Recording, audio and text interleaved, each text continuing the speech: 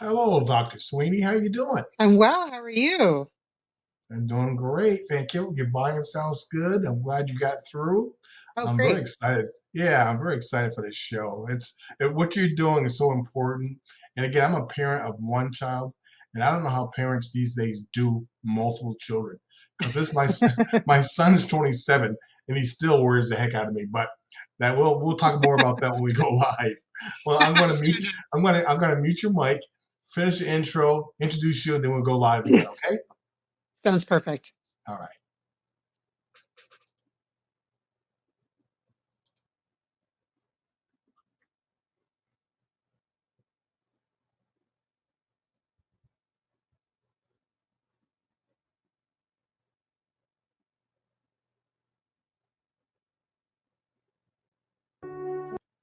Hello and welcome to the Hollis Chapman Show. I'm Hollis. Happy Friday to y'all. Hope you had a great week. Hey, this is a great show to end the week on. Okay, if you're a parent, if you're gonna be a parent, this is the show to listen to. Our guest is she's again she's if you go to her website, big old smile, very talented young lady. She's a psychologist. She's an actor.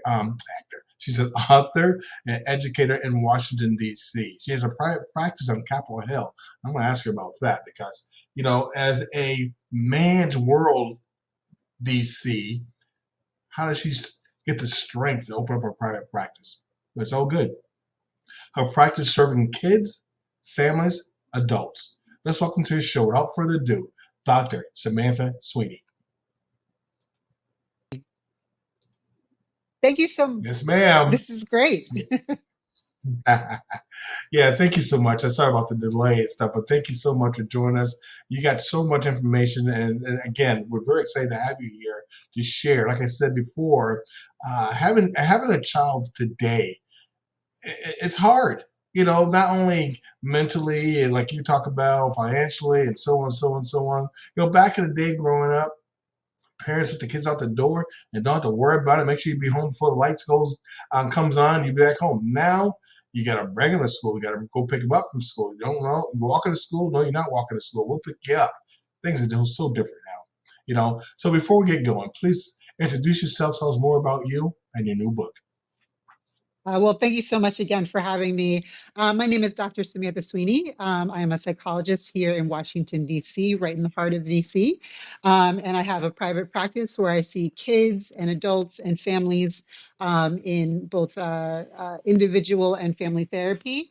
And I wrote this book. It's been a work in progress for a long time, and I have always been interested in and uh, like fascinated by the topic of diversity and how culture Yeah. impacts who we are and the way that we move through the world. It's something I did my graduate work on, and it's been important to me since I was a young child. So I finally got a chance to put pen to paper and put some of my thoughts and ways of approaching this topic in a book that I'm excited to share with the world. Thank you so much. Oh, okay. So my big question is, how does a young lady in a man's world, DC, want to open up a private practice? How do you get the strength to do that? Because I wouldn't want to sit there and say, "Oh yeah, go to DC and open an office." It's a man's society over there. Real, how did you get the strength to do that? Sure. So that's such an interesting question. I mean, it may be a man's society here in DC, which is not wrong.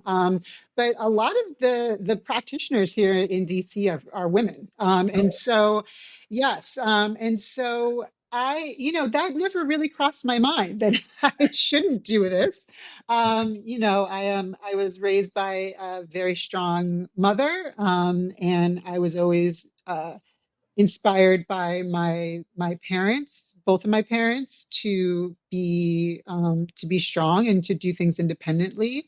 My father was an entrepreneur and had his own business too, so I think that it kind of was something I was raised with, and part of it too. I really wanted a lot more flexibility.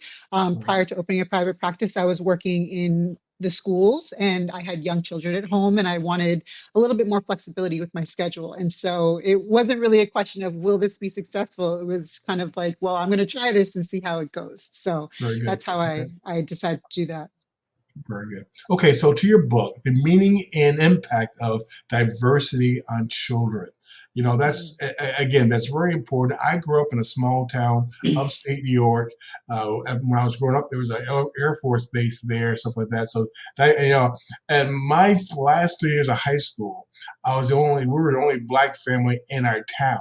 So diversity and children. I mean, so I grew up.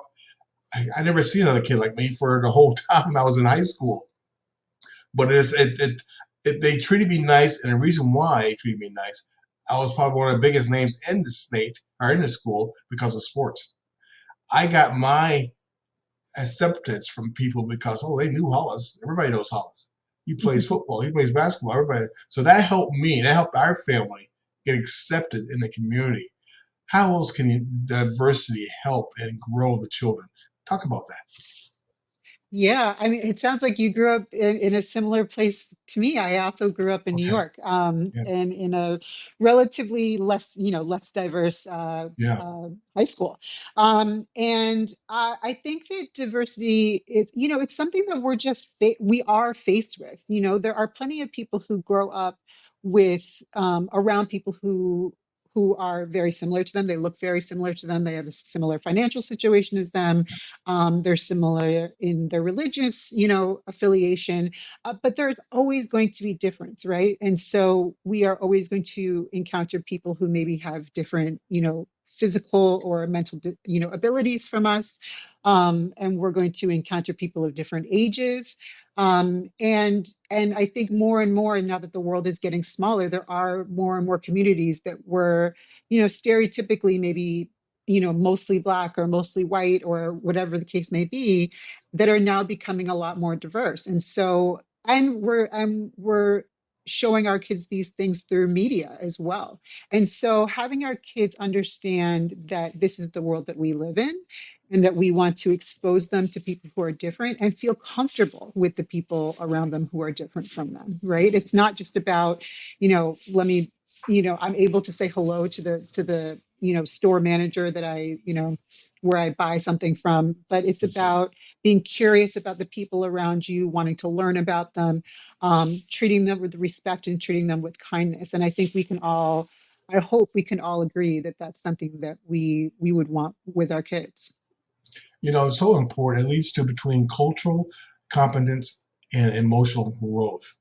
It all kind of leads together. We probably not know it as we're growing up, but it's so important to have that cultural competence. I think growing up, where I grew up, it helped me. And this is something that I never forget. I had a friend in college. I went to the University of Rhode Island. I had a friend in college, and she was white. And so, we dated back and forth. She goes, Hollis, you're the whitest black guy I ever met. And I said, Lisa, you're the blackest white girl I ever met. So that's where I grew up.